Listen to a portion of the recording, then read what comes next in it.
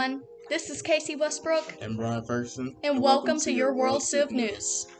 In this presentation, we will be discussing the abolishment of serfdom in Eastern Europe and in Russia. This will be found in Chapter 23, pages 694 through 699. Serfdom had a long-lasting history of 1,500 years, becoming especially widespread east in the Elbe River in the 15th and 16th centuries. Serfdom was considered mild in Prussia and the Habsburg Islands, but harsher in the Poland, Lithuania, and Russia. The cause of this spread of serfdom was due to grain markets and the desire to secure labor for these markets. Being a serf, or a feudally bound agricultural laborer, there were legal obligations that were expected from all. Some of these included obligatory labor on the lord's estates, delivery of produce or goods to the lord's households, fees for using the lord's innovations, such as the grinding mill. Serfs were also required to receive permission to marry, leave an estate, or to take on trade. The serfs were basically owned by the lords, or in other cases, legally bound to the lands that the lords owned. Serfs had little differences from chattel slaves. Individuals or families could be bought and sold, subject to brutal punishments, or used for sexual pleasures.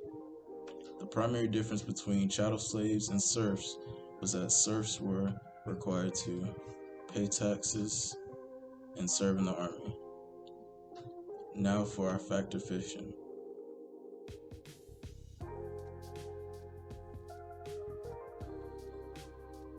This is a fact. However, this was stopped in 1723 after slavery was abolished in Russia.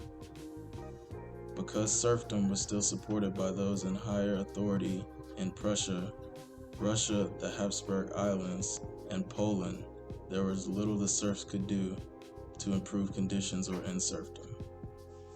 That is until the 18th century. Enlightenment ideals flourished on the east side of Europe, undermining those in position of authority regarding serfdom. Popular influential writers like Voltaire or Adam Smith considered serfdom inhumane, while others like Alexander Ridashev would support serfdom.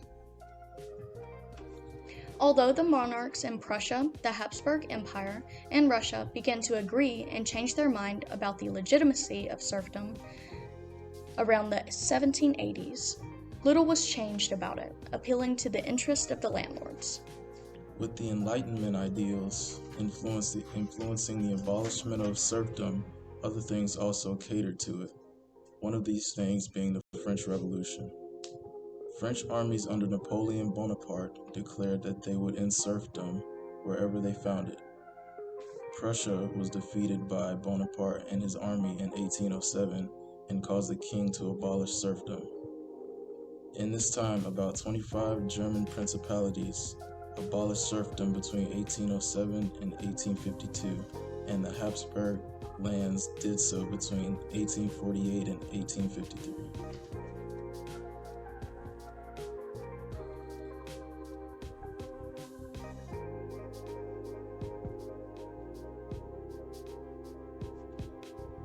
Alexander Ridashev, a Russian writer and social critic, spoke out saying that he preferred serfdom over Caribbean slavery. Due to his radicalism over this topic, he would later be arrested and exiled under Catherine the Great. Elsewhere in Russia, counterparts began to indulge themselves into Enlightenment ideals and concluded that serfdom prevented the growth of their country in a positive aspect.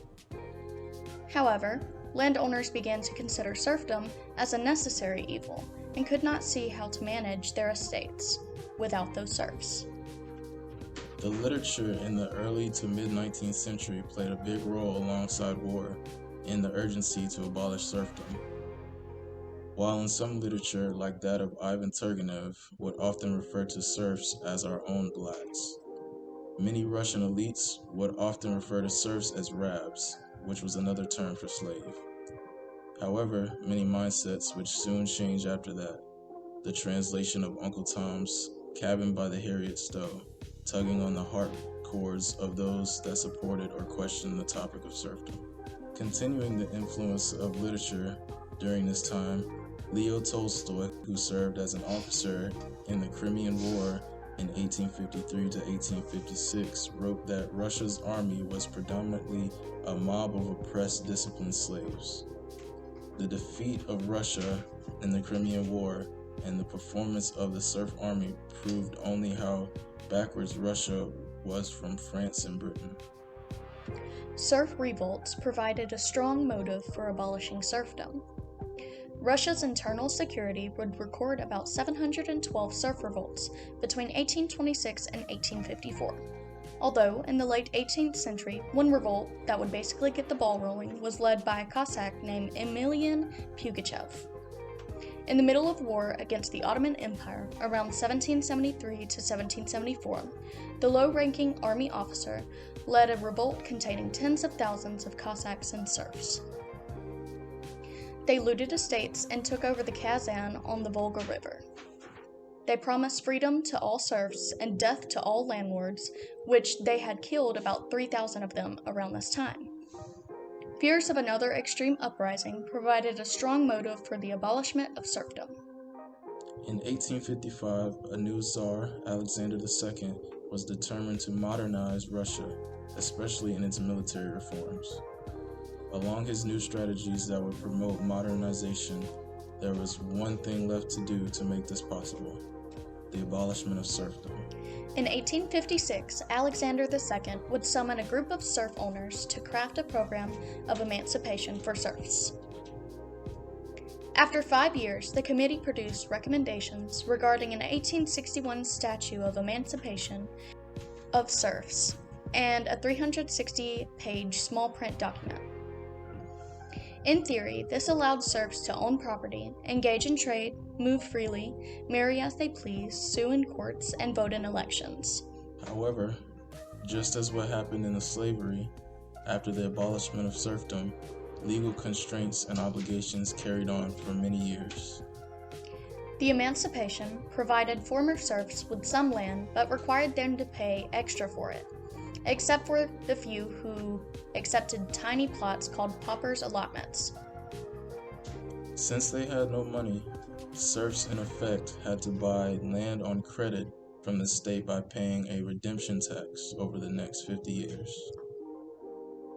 Until they could pay off this remaining credit, many of their former freedoms were hindered, and they were bound to their village.